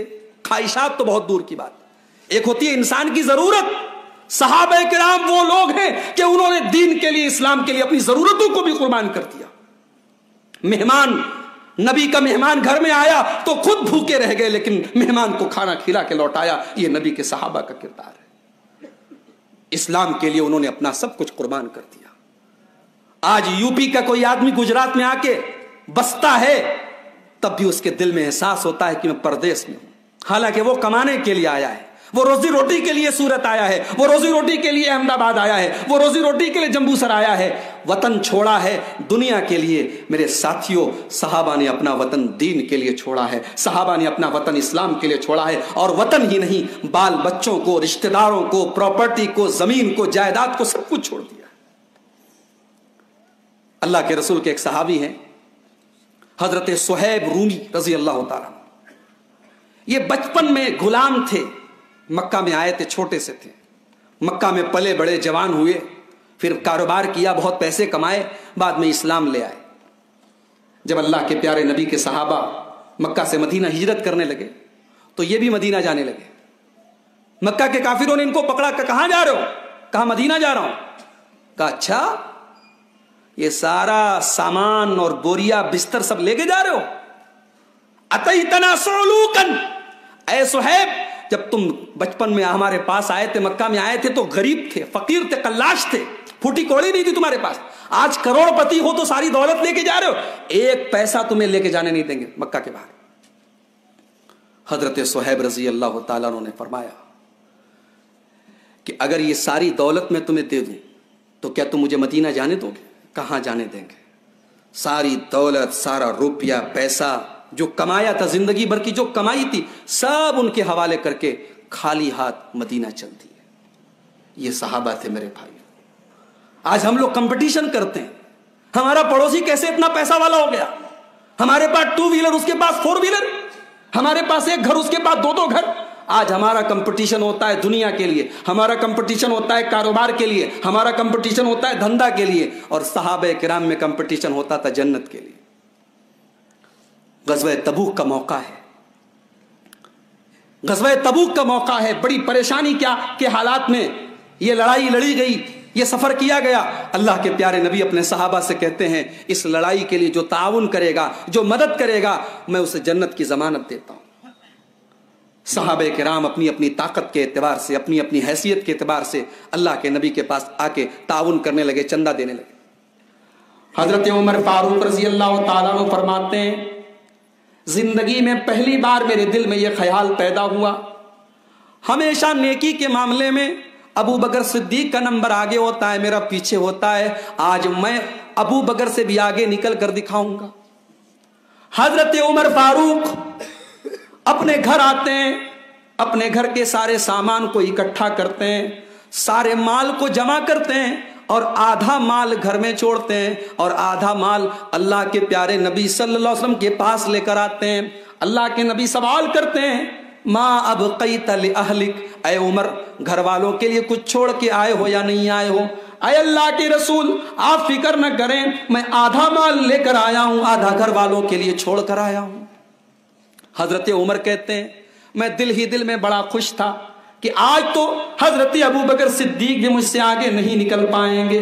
تھوڑی دیر کے بعد حضرت ابو بکر صدیق بھی اپنا چندہ لے کر کے آئے، اپنا سامان لے کر کے آئے، اپنا تعاون لے کر کے آئے۔ انہوں نے بھی اپنا سامان اللہ کے نبی کی خدمت میں لا کر پیش کیا۔ نبی اکرم نے ان سے بھی سوال کیا، ما ابقیت لأہلک، اے ابو بکر تم اپنے گھر والوں کے لیے کچھ چھوڑ کر آئے ہو یا نہیں آئے ہو؟ حضرت ابو بکر جواب دیتے ہیں، ابقیت لہم اللہ ورسولہ، اے اللہ کے نبی میں اپنے گھر والوں کے لیے اللہ اور اس کے رسول کو چھوڑ کر آیا ہوں۔ میں اپنے گھر میں جھاڑو لگا کے سارا سامان سارا مال لے کر کے آیا ہوں، اور گھر کے لیے گھر والوں کے لیے اللہ اور اس کے رسول کو چھوڑ کر آیا ہوں۔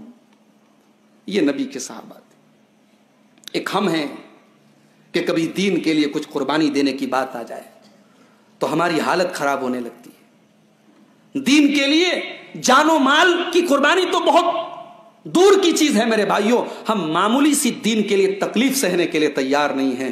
میرے بھائیوں جنت اتنی آسانی سے ملنے والی نہیں ہے۔ اللہ کے پیارے نبی صلی اللہ علیہ وسلم فرماتے ہیں، حفت النار بالشہوات حفت الجنت بالمکارہ، جنت اگر حاصل کرنی ہے تو بہت ساری ناپسندیدہ چیزوں کو فیس کرنا پڑے گا، بہت ساری تکلیفوں کو فیس کرنا پڑے گا۔ اور فرمایا کہ جہنم کو اللہ نے خواہشات سے گھیر دیا ہے۔ اگر انسان اپنی خواہشات پر چلے گا، اپنی اچھاؤں پر چلے گا، جو دل میں آئے گا وہ کرے گا تو جہنم میں جائے گا، اس لیے کہ جہنم کو اللہ تبارک و تعالیٰ نے خواہشات سے گھیر دیا۔ تو یہ چھٹا فرق ہے ہمارے اور صحابہ کے بیچ میں۔ نمبر 7، صحابہ کرام کے بیچ میں اور ہمارے بیچ میں میرے ساتھیوں 7واں فرق یہ ہے کہ صحابہ کرام اپنے نبی سے سچی محبت کرتے تھے۔ وہ اپنی جان سے بڑھ کر اللہ کے پیارے نبی سے محبت کرتے تھے۔ حضرت علی سے کسی نے پوچھا کہ آپ لوگ اللہ کے نبی سے کتنی محبت کرتے تھے؟ تو حضرت علی نے فرمایا، کان احب الینا من اموالنا وآبائنا وامہاتنا ومن الماء البارد علی الظمأ، فرماتے ہیں کہ ہم اپنے نبی سے اپنی اولاد سے زیادہ، اپنے مال سے زیادہ، اپنے ماں باپ سے زیادہ، حتیٰ کہ گرمی کے سخت گرمی کے موسم میں ٹھنڈے پانی کی جو محبت ہوتی ہے اس سے بھی زیادہ ہم اپنے نبی سے پیار کرتے تھے۔ اتنی محبت کرتے تھے صحابہ، اس کی مثال پوری دنیا میں نہیں ملتی۔ صلح حدیبیہ کے موقع پر عروہ ابن مسعود ثقفی صحابہ کرام کی محبت کا منظر دیکھنے کے بعد جب مکہ کے کافروں کے پاس جاتے ہیں تو کہتے ہیں کہ اے میری قوم کے لوگوں، میں دنیا کے بڑے بڑے بادشاہوں کے پاس گیا، میں قیصر و کسریٰ کے پاس گیا، میں نجاشی کے دربار میں گیا، واللہ ان رأیت ملکا قط يعظمه اصحابه، میں نے کسی بادشاہ کے دربار میں اس کی اتنی عزت نہیں دیکھی جتنی محمد الرسول اللہ صلی اللہ علیہ وسلم کے صحابہ ان کی عزت کرتے ہیں۔ عروہ ابن مسعود نے کہا، اے میری قوم کے لوگوں، اگر محمد الرسول اللہ اگر تھوک دیں، اگر زمین پر تھوک دیں تو ان کا تھوک زمین پر گرنے سے پہلے ان کے کسی صحابی کے ہاتھ پر گرتا ہے اور وہ اپنے بدن پر، اپنے چہرے پر مل لیتا ہے۔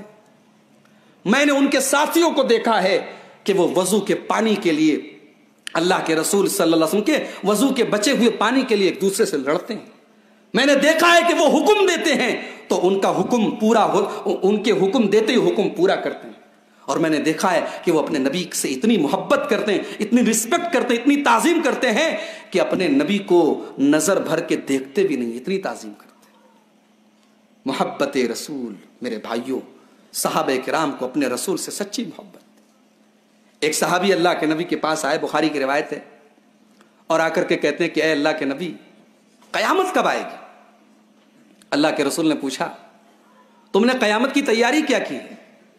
کہا کہ اللہ کے نبی میں نے زیادہ تیاری تو نہیں کی ہے، میں بہت نیک آدمی نہیں ہوں، لیکن ایک چیز ہے کہ میں اللہ سے اور اس کے رسول سے محبت کرتا ہوں۔ آپ نے فرمایا انت مع من احببت، تم جس سے محبت کرتے ہو کل قیامت کے دن اسی کے ساتھ رہو گے۔ صحابی خوش ہو گئے۔ حضرت انس کہتے ہیں کہ یہ جملہ سن کر کے ہم بہت خوش ہوئے کہ اللہ کے نبی نے فرمایا انسان جس سے محبت کرتا ہے قیامت کے دن وہ اسی کے ساتھ ہوگا۔ صحابہ کرام اپنے نبی سے بے تحاشا محبت کرتے، اور ان کی محبت ہماری طرح نہیں تھی کہ صرف نعرے لگائے جائیں نبی کے نام پر، ان کی محبت عملی تھی۔ صحابہ کرام اپنے نبی سے سچی محبت کرتے تھے۔ اللہ کے پیارے نبی صلی اللہ علیہ وسلم کے پاس ایک صحابی آتے ہیں، مسلم کے الفاظ ہیں، ان کی انگلی میں سونے کی انگوٹھی ہے۔ اللہ کے نبی کی نظر پڑتی ہے، آپ نے ان کی انگوٹھی نکال کے زمین پر پھینک دی اور آپ نے فرمایا کہ کیا تم یہ پسند کرو گے کہ اس سونے کی انگوٹھی کی جگہ تمہیں جہنم کی آگ کی انگوٹھی پہنائی جائے؟ صحابی ڈر گئے۔ اللہ کے نبی صلی اللہ علیہ وسلم نے ان کی انگوٹھی نکال کر زمین پر پھینک دی۔ جب اللہ کے نبی چلے گئے، صحابہ کرام نے اس صحابی سے کہا کہ سونے کی انگوٹھی ہے، اٹھا لو، گھر میں دے دینا، عورتوں کو دے دینا، کسی کام میں لے لینا۔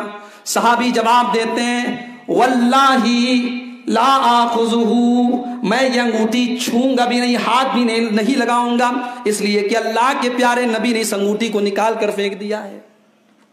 محبت رسول دیکھیے میرے بھائی کہ نبی نے اس انگوٹھی کو نکال کے پھینک دیا ہے، میں دوبارہ اس کو ہاتھ نہیں لگاؤں گا۔ ابو داؤد کی روایت ہے، اللہ کے پیارے نبی صلی اللہ علیہ وسلم جوتا پہن کر نماز پڑھ رہے ہیں، صحابہ کرام بھی پیچھے جوتا پہنے ہوئے نماز پڑھ رہے ہیں۔ اب یہ ایک الگ مسئلہ ہے کہ جوتا پہن کر نماز، اگر ایسی کنڈیشن ہو، آج کے زمانے کی طرح اللہ کے رسول صلی اللہ علیہ وسلم کے زمانے کی مسجدیں نہیں تھی، کارپیٹ نہیں بچھے رہتے تھے، آج کوئی تھوڑی جوتا پہن کے مسجد کے اندر چلا جائے گا، لیکن آدمی جنگل میں ہے یا ایسی جگہ ہے جہاں جوتا اتارنے میں تکلیف ہے تو جوتا پہن کے بھی نماز پڑھ سکتا ہے، مسئلہ ہے یہ۔ تو اللہ کے نبی جوتا پہن کے نماز پڑھا رہے تھے، صحابہ کرام بھی پیچھے جوتا پہن کے نماز پڑھ رہے تھے۔ نماز کے دوران اللہ کے پیارے نبی نے جوتا اتار دیا، صحابہ کرام نے بھی فٹ سے اپنا جوتا اتار دیا۔ جب آپ نے سلام پھیرا تو آپ نے صحابہ سے کہا کہ میں نماز کی حالت میں تھا تو حضرت جبریل نے آ کر کے مجھے بتایا کہ میرے جوتے میں گندگی لگی، اس لیے میں نے اپنا جوتا اتار دیا۔ ما حملکم علی خلع نعالکم، تم نے جوتا کیوں اتارا؟ صحابہ کرام جواب دیتے ہیں اے اللہ کے نبی رأیناک تلبس نعلیک، ہم نے دیکھا کہ آپ جوتا پہن کر نماز پڑھ رہے ہیں، ہم پہن کر پڑھنے لگے، ہم نے دیکھا کہ آپ نے اتار دیا، ہم نے اتار دیا، ہمیں کیا معلوم کہ آپ نے کیوں پہن کر پڑھا اور کیوں آپ نے اتار دیا، ہم تو آپ کی اقتداء کرنے والے، آپ کے پیچھے چلنے والے، آپ کے نقش قدم پر چلنے والے ہیں۔ یہ تھے نبی کے صحابہ۔ اللہ اکبر، کہ نبی نے جوتا اتار دیا تو اتار دیا، نبی نے پہن لیا تو پہن لیا۔ یہ محبت آج ہمارے اندر نہیں ہے، ہمارے اندر محبت ہے رسول کی، نعرے کی حد تک ہے، دعوے کی حد تک ہے، مگر جب عملی کسوٹی کی بات آ جائے، جب زندگی میں کرنے کی بات آ جائے تو ہمارے پاس بڑے ایکسکیوز ہیں، بڑے بہانے ہیں۔ میرے بھائیوں، نبی کے صحابہ اپنے نبی سے سچی محبت کرتے۔ حضرت عبداللہ ابن عمر کو دیکھو، یہ اپنے بچوں کے سامنے حدیث پڑھ کے سنا رہے ہیں کہ اللہ کے پیارے نبی صلی اللہ علیہ وسلم کو میں نے فرماتے ہوئے سنا ہے لا تمنعوا اماء اللہ عن المساجد، اللہ کی بندیوں کو مسجد جانے سے مت روکو، اگر مسجد میں وہ جا کر کے نماز پڑھنا چاہیں تو جانے کی اجازت دو، مت روکو۔ ان کا ایک لڑکا کھڑا ہو گیا، عبداللہ ابن عمر کا ایک بیٹا کھڑا ہو گیا، یا گجراتی زبان میں کہا جائے تو ان کا چھوکرا کھڑا ہو گیا اور بولا کہ ہم تو روکیں گے، اس لیے کہ عورتیں جا کر کے مسجد میں فتنہ کریں گی۔ حضرت عبداللہ ابن عمر بہت ناراض ہوئے اور کہا کہ میں حدیث پڑھ کے سنا رہا ہوں اور تو کہہ رہا ہے کہ ہم روکیں گے؟ زندگی بھر حضرت عبداللہ ابن عمر نے اپنے اس چھوکرے سے بات نہیں کی، اپنے اس لڑکے سے بات نہیں کی انہوں نے۔ یہ اتباع سنت کا مقام تھا، یہ صحابہ کرام سے محبت کا مقام تھا میرے پیارے بھائیوں، صحابہ کرام کی طرف۔ نمبر 8، صحابہ کرام کو ہم سے ڈیفرنٹ کرنے والی 8ویں چیز یہ ہے کہ صحابہ کرام اپنی تربیت اور اپنے بچوں کی تربیت، اپنی اصلاح اور اپنے بچوں کی اصلاح میں آگے تھے، اس لیے کہ انہوں نے رب کا قرآن پڑھا تھا، یا ایھا الذین آمنوا قوا انفسکم واہلیکم نارا، اے ایمان والو اپنے آپ کو اور اپنے گھر والوں کو جہنم کی آگ سے بچاؤ۔ وہ اپنے آپ کو اور اپنے گھر والوں کو جہنم کی آگ سے بچانے کے لیے میرے پیارے ساتھیوں تیار رہتے تھے۔ وہ اپنے بچوں کی ایسی تربیت کرتے تھے کہ جنگ بدر کے اندر 2 چھوٹے چھوٹے 9 سال کے 10 سال کے بچے ابو جہل کو تلاش کر رہے ہیں۔ عبد الرحمن ابن عوف سے کہتے ہیں کہ اے چچا جان ابو جہل کہاں ہے؟ عبد الرحمن ابن عوف کہتے ہیں کہ تم ابو جہل کا کیا کرو گے؟ کہنے لگے ہم نے سنا ہے کہ وہ پیارے نبی کو گالی دیتا ہے، وہ پیارے نبی کو برا بھلا کہتا ہے، آج ابو جہل کا خاتمہ ہم کریں گے۔ حضرت عبد الرحمن کہتے ہیں میں نے اشارہ کیا، وہ دیکھو وہ ابو جہل جا رہا ہے۔ کہتے ہیں ابھی میں نے اشارہ کیا ہے کہ دونوں بچے چیل کی طرح جھپٹے اور چشمے زدن میں پلک جھپکتے ہی ابو جہل کو، جو بہت بڑا شرکش تھا اور اللہ کے پیارے نبی کا بڑا سخت دشمن تھا، اس کو قتل کرنے والے اور جنگ بدر میں اس کو جہنم میں پہنچانے والے یہ 2 چھوٹے چھوٹے بچے تھے۔ آپ دیکھیں صحابہ کرام کے بچے کیسے تھے، آج ہمارے بچے کیسے ہیں، ہم ان کی کیا تربیت کر رہے ہیں۔ ہم نے بچوں کو سلام نہیں سکھایا، لیکن گڈ مارننگ اور گڈ ایوننگ اور گڈ نائٹ اور گڈ بائے ضرور سکھایا ہے۔ ہمارے گھروں میں اسلام نام کی کوئی چیز نہیں ہے۔ ہمارے بچوں کو اٹھنے کی، سونے کی، جاگنے کی دعائیں نہیں معلوم ہے۔ میرے پیارے ساتھیوں، صحابہ کرام اپنے بچوں کو ایمان سکھاتے تھے، اللہ کا ڈر سکھاتے تھے، نبی کی دعائیں سکھاتے تھے۔ حضرت عمر بن سلمہ رضی اللہ تعالیٰ عنہ ایک صحابی ہیں، چھوٹے سے بچے ہیں، 8 سال کے 10 سال کے۔ وہ کہتے ہیں کہ میں اللہ کے نبی کے ساتھ کھانا کھا رہا تھا اور میرا ہاتھ پوری پلیٹ میں گھوم رہا تھا، پوری پلیٹ میں ہاتھ ڈال کے میں کھانا کھا رہا تھا۔ اللہ کے پیارے نبی نے بڑے پیار سے فرمایا بچے سم اللہ، بسم اللہ پڑھ کے کھانا کھاؤ، وَكُلْ بِيَمِينِكَ، اور دائیں ہاتھ سے کھانا کھاؤ اور اپنے سامنے سے کھاؤ، پوری پلیٹ میں ہاتھ مت گھماؤ۔ حضرت عمر بن سلمہ کہتے ہیں کہ نبی نے مجھے سکھا دیا، فَمَا زَالَ تِلْكَ تُعْمَتِي بَعْدُ، پوری زندگی میرے کھانے کا طریقہ وہی رہا جو نبی نے سکھایا ہے۔ بچوں کا جو دماغ ہوتا ہے بہت شارپ ہوتا ہے، ہم نے بچپن میں جو سکھا دیا، ان کے دماغ میں جو بٹھا دیا، ہم نے اگر انہیں ایمان سکھایا، توحید سکھایا، اللہ کا ڈر سکھایا، نبی کی محبت سکھائی، تو میرے بھائیوں زندگی بھر وہ ان کو نہیں بھولے گی۔ تو صحابہ کرام اپنے بچوں کی تربیت اور اپنی اصلاح میں بہت آگے تھے، آج اس معاملے میں بھی ہم بہت پیچھے ہیں۔ نمبر 9، صحابہ اور ہمارے بیچ میں فرق کرنے والی اور ڈفرنس کرنے والی میرے ساتھیوں 9ویں چیز یہ ہے کہ صحابہ کرام کی نظروں میں وہ دنیا میں رہتے تھے، کاروبار بھی کرتے تھے، شادی بھی کرتے تھے، ان کے بچے بھی ہوتے تھے، دنیا کے مسائل بھی ہوتے تھے، مگر وہ آخرت کی فکر اور آخرت ان کا ٹارگٹ تھی۔ وہ دنیا کی تکلیف جھیل کر کے آخرت کے سکھ کو ترجیح دیتے تھے۔ آپ نے جمعہ کی نماز اگر پڑھی ہوگی تو جمعہ کی نماز میں اگر امام صاحب نے سورہ اعلیٰ کی تلاوت کی ہوگی تو آپ نے یہ آیت سنی ہوگی، امام صاحب نے پڑھا ہوگا، بل تؤثرون الحیات الدنیا والآخرۃ خیر وابقیٰ، میرے بندو تم دنیا کی زندگی کو ترجیح دیتے ہو، تم دنیا کی زندگی کو پریورٹی دیتے ہو، تم دنیا کی زندگی کو پریفر کرتے ہو، والآخرۃ خیر وابقیٰ، جبکہ آخرت کی زندگی یہ باقی رہنے والی ہے، یہ بہتر ہے۔ اللہ کے پیارے نبی کے ایک صحابی ہیں حضرت ربیعہ ابن کعب، غریب ہیں بیچارے، اللہ کے پیارے نبی صلی اللہ علیہ وسلم کے پاس دین سیکھنے کے لیے آتے ہیں اور دن بھر اللہ کے نبی کے دروازے پر رہتے ہیں کہ اللہ کے نبی کو کوئی کام ہو تو میں کام کر دیا۔ اتنی خدمت کرتے تھے اللہ کے رسول کی۔ ایک دن اللہ کے نبی نے خوش ہو کر کے کہا، ربیعہ سلنی، مجھ سے کچھ مانگو میں تمہیں دوں گا، سلنی اعطک، تم کچھ مانگو میں دوں گا۔ اللہ کے پیارے نبی صلی اللہ علیہ وسلم اتنا بڑا آفر کر رہے ہیں۔ حضرت ربیعہ انتہائی غریب آدمی ہیں، وہ چاہتے تو پیسہ روپیہ دولت بھی مانگ سکتے تھے، اللہ کے رسول کو انتظام کر کے ان کو دولت دے دیتے، پیسہ دے دیتے۔ حضرت ربیعہ کہتے ہیں میں نے غور کیا، میں نے سوچا کہ ان الدنیا زائلۃ منقطعۃ، میں اگر نبی سے دنیا مانگوں گا تو 4 دن کی دنیا کی زندگی، اس کے بعد تو یہ دنیا ختم ہو جانے والی ہے، اور دنیا میں جتنی روزی میرے مقدر میں لکھی ہے وہ تو مجھے مل کر رہے گی. اس لیے میں نے غور کیا اور میں نے سوچا کہ میں اللہ کے نبی سے آخرت کا سوال کروں گا. اللہ کے نبی اللہ کے بڑے محبوب بندے ہیں, پیارے بندے ہیں, آخرت کے بارے میں کوئی سوال کروں گا. اگلے دن اللہ کے پیارے نبی کے پاس حضرت ربیہ پہنچتے ہیں. اللہ کے نبی وہی سوال کرتے ہیں کہ اے ربیہ, تم نے غور کیا, بتاؤ تمہیں کیا چاہیے. حضرت ربیہ کہتے ہیں اے اللہ کے نبی اسألک مرافقتک فی الجنہ. اے اللہ کے نبی, میں نے بہت غور کیا اور غور کرنے کے بعد میں اس نتیجے پر پہنچا کہ دنیا تو مجھے ویسے بھی ملے گی جتنی میرے مقدر میں لکھی ہے. اے اللہ کے نبی, میں چاہتا ہوں کہ جنت میں مجھے آپ کے ساتھ رہنے کا موقع ملے. میں جنت میں آپ کی صحبت چاہتا ہوں, میں جنت میں آپ کی کمپنی چاہتا ہوں, میں جنت میں آپ کا ساتھ چاہتا ہوں.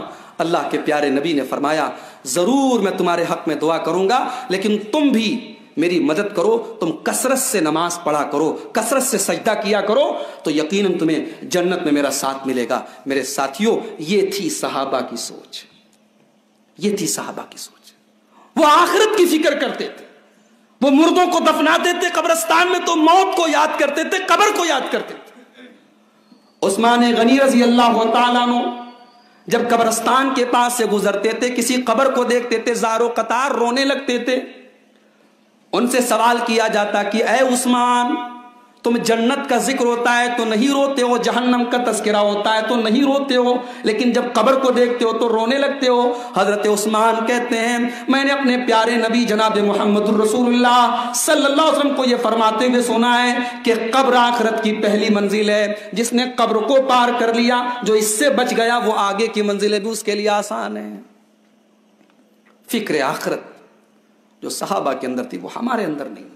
ہماری جد و جہد کا, ہماری اسٹرگل کا, ہماری محنت کا, ہماری قد و کاوش کا مرکز دنیا ہے.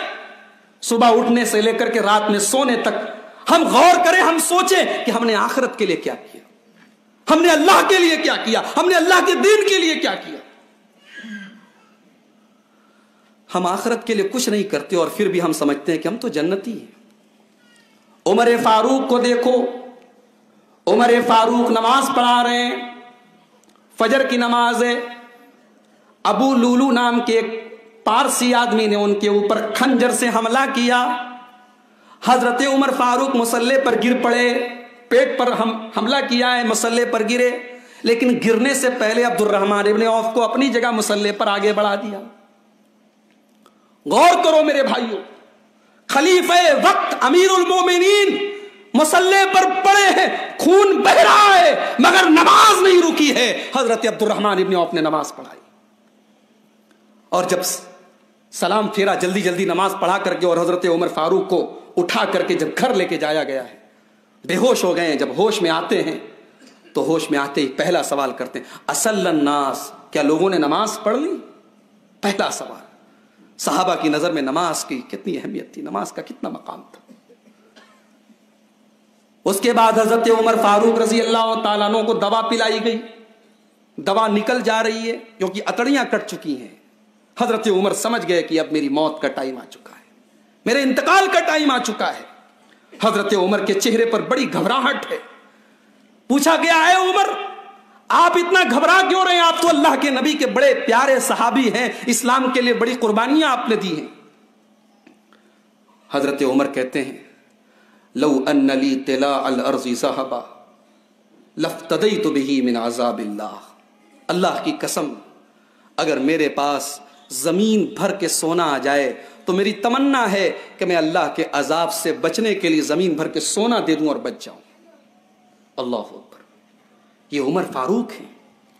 اللہ کے عذاب کا ڈر دیکھیے میرے بھائیو, اللہ کا خوف دیکھیے. آج وہ ڈر ہمارے دلوں سے نکل چکا ہے. آج ہم سر سے پیر تک اللہ کی نافرمانیوں میں لت پت ہیں, اور پھر بھی ہم ڈرتے نہیں ہیں کہ اللہ کو کیا جواب دیں گے, اللہ کو کیا حساب دیں گے.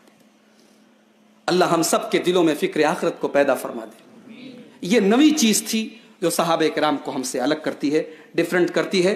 اور نمبر 10ویں چیز, آخری چیز میرے بھائیوں, صحابہ کرام جب قرآن پڑھتے تھے تو قرآن پڑھنے کی طرح پڑھتے تھے. ایک ہوتا ہے قرآن کو فارمیلٹی کی طرح پڑھنا جیسے ہم لوگ پڑھتے ہیں, کہ قرآن پڑھا جا رہا ہے لیکن اس کا دل سے کوئی کنیکشن نہیں ہے. مگر اللہ نے قرآن میں اہل ایمان کی یہ نشانی بتائی ہے. وَإِذَا تُلِيَتْ عَلَيْهِمْ آيَاتُهُ زَادَتْهُمْ ایمانا. میرے ایمان والے بندوں کے سامنے جب قرآن کی آیتیں پڑھی جاتی ہیں زادتہم ایمانا تو ان کا ایمان بڑھ جاتا ہے. صحابہ کرام کا ایمان بڑھ جاتا ہے. جنت کا تذکرہ آتا تھا قرآن پڑھتے ہوئے صحابہ خوش ہو جاتے تھے. جہنم کا تذکرہ آتا تھا صحابہ رونے لگتے تھے. اللہ کے پیارے نبی جب بیمار ہوئے اپنے انتقال سے پہلے, اپنی وفات سے پہلے, تو آپ نے صحابہ سے کہا کہ ابو بکر سے کہو وہ لوگوں کو نماز پڑھائے. تو حضرت عائشہ نے اس موقع پر کہا تھا کہ اے اللہ کے نبی, میرے والد محترم حضرت ابو بکر بڑے نرم دل ہیں. اذا قرأ غلبہ البکاء, جب وہ قرآن پڑھتے ہیں تو رونے لگتے ہیں. صحابہ قرآن پڑھتے تھے تو رونے لگتے تھے. عمر فاروق رضی اللہ تعالیٰ عنہ نماز پڑھا رہے ہیں اور پیچھے آخری صف میں ایک آدمی نماز پڑھ رہا ہے. وہ کہتا ہے کہ میں نے عمر کے رونے کی آواز سنی. حضرت عمر سورہ یوسف کی تلاوت کر رہے تھے اور سورہ یوسف کی جب اس آیت پر پہنچے, جب حضرت یعقوب علیہ السلام اللہ کی بارگاہ میں اپنا شکوہ کرتے ہیں, انما اشکو بثی وحزنی الی اللہ, جب اس آیت پر پہنچے حضرت عمر فاروق تو رونے لگے اور پیچھے آخری صف میں جو آدمی ہے وہ کہتا ہے کہ میں نے عمر فاروق کے رونے کی آواز سنی. صحابہ قرآن پڑھتے تھے تو روتے تھے اور صحابہ قرآن پر عمل کرتے تھے. قرآن صرف ہماری طرح پڑھتے نہیں تھے, قرآن کی آیتوں پر عمل کرتے تھے. قرآن میں اللہ فرماتا ہے الم یان للذین آمنوا ان تخشع قلوبہم لذکر اللہ. اے ایمان والو, کیا ابھی وہ وقت نہیں آیا ہے کہ اللہ کا کلام سن کر تمہارے دل پگھل جائیں؟ قرآن سن کر کے دل پگھل جائیں. ارے قرآن تو میرے بھائیو وہ کتاب ہے کہ اللہ کہتا ہے کہ ہم کسی پہاڑ پر بھی اتار دیتے تو پہاڑ چور چور ہو جاتا. ارے ہمارے دل کی کیا حیثیت ہے؟ ہمارا دل تو گوشت پوست کا بنا ہوا ملائم سا ایک عضو ہے, ایک پارٹ آف باڈی ہے. اللہ کہتا ہے پہاڑ چور چور ہو جاتا. صحابہ کرام قرآن پر عمل کرتے تھے. سورہ حجرات کی آیت نازل ہوتی ہے, یا ایھا الذین آمنوا لا ترفعوا اصواتکم فوق صوت النبی. اے ایمان والو, تم نبی کی آواز سے اپنی آواز کو اونچا مت کرو. ولا تجہروا لہ بالقول کجہر بعضکم لبعض, اور نبی سے اونچی آواز میں بات نہ کرو. ان تحبط اعمالکم, کہیں تمہاری نیکیاں برباد نہ ہو جائیں, کہیں تمہاری نمازیں برباد نہ ہو جائیں. جب یہ آیت نازل ہوئی, اللہ کے پیارے نبی کے ایک صحابی تھے, ان کا نام تھا ثابت ابن قیس. حضرت ثابت ابن قیس جو تھے, یہ تھوڑے ان کی آواز نیچرل طور پر, قدرتی طور پر تھوڑی اونچی تھی. کچھ لوگوں کی آواز ہوتی نا, ان کو لاؤڈ اسپیکر کی ضرورت نہیں ہوتی, بولنا شروع کرتے تو دور تک آواز جاتی. حضرت ثابت کی آواز بہت لاؤڈ تھی. جب یہ آیت نازل ہوئی وہ ڈر گئے کہ اللہ قرآن میں کہہ رہا ہے کہ اپنی آواز کو نبی کی آواز سے اونچا مت کرو. حضرت ثابت رضی اللہ تعالیٰ عنہ اللہ کے پیارے نبی کے پاس آنا چھوڑ دیا. انہوں نے ایک دن گزرا, 2 دن گزرا, ایک ہفتہ گزرا. اللہ کے نبی نے صحابہ سے پوچھا کہ ثابت ابن قیس نظر نہیں آ رہے, کیا بیمار ہیں کیا؟ اللہ کے پیارے نبی اپنے اس صحابی کے گھر گئے اور پوچھا کہ آپ ہمارے پاس کیوں نہیں آ رہے ایک ہفتے سے؟ تو حضرت ثابت نے کہا کہ اللہ کے رسول, قرآن کی یہ آیت نازل ہوئی ہے اور جب سے میں نے یہ آیت سنی ہے میں ڈر گیا ہوں کیونکہ میری آواز بہت اونچی ہے. اللہ کے پیارے نبی نے فرمایا کہ یہ آیت تمہارے لیے نہیں ہے, تمہاری نیت غلط نہیں ہے, تمہاری تو آواز فطری طور پر, نیچرل طور پر جو ہے اونچی ہے, یہ اس کے لیے ہے جو بدتمیزی کرے اور اللہ کے پیارے نبی سے آ کے اونچی آواز میں بات کرے. تو یہ تھے صحابہ کہ قرآن کی آیت نازل ہوئی, اس نے جو پیغام دیا گیا, جو میسج دیا گیا, صحابہ نے اس کو فوراً فالو کیا, اس پر عمل کیا. ہماری طرح صحابہ کرام قرآن کو چھوڑتے نہیں تھے. آج ہمارے یہاں قرآن رمضان میں پڑھا جاتا ہے اور سال کے 11 مہینے کوئی قرآن کو چھوتا نہیں. میرے بھائیوں, ہم بڑے بزنس مین ہوں گے, بڑے کاروباری ہوں گے, بڑے تاجر ہوں گے, ہمارے اندر بات چیت کرنے کی بڑی کلا ہوگی, مگر ایک بات ہم یاد رکھیں کہ قرآن کریم ہماری زندگی میں ہے کہ نہیں, اس کی تلاوت ہماری زندگی کے شیڈیول میں ہے کہ نہیں. آپ دکاندار ہیں, دکان آپ سویرے کھولنے جاتے ہیں, دکان کھول کر 5 منٹ 10 منٹ بیٹھ کر آپ ایک ہی پیج صحیح, 2 ہی پیج صحیح, ایک ہی رکوع 2 ہی رکوع آپ اپنی زندگی کے شیڈیول میں شامل کیجئے. میری مائیں بہنیں, میں ان سے بھی کہنا چاہوں گا کہ قرآن کی تلاوت کو اپنی زندگی کے شیڈیول میں, اپنے زندگی کے پروگرام میں شامل کریں. تو یہ 10 چیزیں تھیں صحابہ کرام کے بیچ میں اور ہمارے بیچ میں فرق. میں معافی چاہتا ہوں, بہت لمبا میں نے خطاب کر دیا. یہ ایک سمجھیے کہ چند واقعات کی روشنی میں اور چند نصوص کی روشنی میں صحابہ کرام کی زندگی کی ایک جھلک میں نے پیش کی ہے، ورنہ حقیقت یہ ہے کہ صحابہ کرام کی پوری زندگی شریعت اور اسلام پر عمل کرنے کا دوسرا نام ہے۔ اللہ کے پیارے نبی نے جو اسلام پیش کیا ہے، اس اسلام کو پریکٹیکل طور پر اگر دیکھنا ہے تو ہم اللہ کے پیارے نبی کے صحابہ کی زندگیوں میں دیکھ سکتے ہیں۔ آئیے ہم اللہ سے دعا کریں، رب العالمین ہمیں اپنے نبی کے صحابہ سے سچی محبت کرنے کی توفیق نصیب فرمائے، رب العالمین ہمیں ان کے نقش قدم پر چلنے کی توفیق عطا فرمائے، اللہ ہمیں ان کے منہج پر چلنے کی توفیق عطا فرمائے۔ اللہ تعالی ہماری ماں و بہنوں کو اسی شرم و حیا کا، اسی پردے کا پاسدار بنا دے جو پردہ نبی کی صحابیات میں تھا۔ اللہ تعالی ہمارے نوجوان ساتھیوں کو صحابہ کرام کی طرح پاک دامن بنا دے۔ اللہ تعالیٰ ہمارے بزرگوں کو صحابہ کرام میں جو اپنے بچوں کی تربیت کرنے کے متعلق جو فکر تھی، ہمارے بزرگوں کے اندر بھی وہ فکر پیدا فرما دے۔ اللہ آج کی ہماری اس مجلس کو، ہماری اس حاضری کو قبول فرمائے، اللہ ہمارے آنے جانے کو قبول فرمائے۔ جو باتیں کہی گئیں اللہ مجھے اور آپ سب کو ان پر عمل کرنے کی توفیق نصیب فرمائے۔ ہم میں سے جو لوگ بیمار ہیں، چاہے وہ مرد حضرات ہوں یا خواتین ہوں، اور کسی بھی قسم کی جسمانی تکلیف میں یا ذہنی تکلیف میں ہیں، اللہ سب کی تکلیف کو دور فرمائے، اللہ سب کو صحت کاملہ عطا فرمائے، اللہ ہماری روزی روٹی میں برکت عطا فرمائے، اللہ ہمیں رزق حلال کی توفیق نصیب فرمائے، اللہ ہمارے اس ملک کی، ہمارے اس وطن کی حفاظت فرمائے، اللہ ہمارے ملک کے امن اور چین اور سکون کی حفاظت فرمائے، اور اس ملک کے امن اور چین کو جو لوگ ختم کرنا چاہتے ہیں اللہ ان کی کوششوں کو ناکام کر دے، اللہ ہمارے جان و مال کی، ہمارے عزت و آبرو کی حفاظت فرمائے، اللہ ہمارے مساجد کی، ہمارے دینی اداروں کی، ہمارے علماء کی اور دین کا کام کرنے والے تمام دعات کی حفاظت فرمائے، اللہ ہمیں ہر قسم کے شر سے محفوظ رکھے، ہم میں سے جو لوگ دنیا سے جا چکے اللہ ان کی مغفرت فرمائے، اور اللہ ہمیں حسن خاتمہ کی توفیق نصیب فرمائے، آمین۔ وآخر دعوانا ان الحمد للہ رب العالمین، والسلام علیکم ورحمۃ اللہ وبرکاتہ۔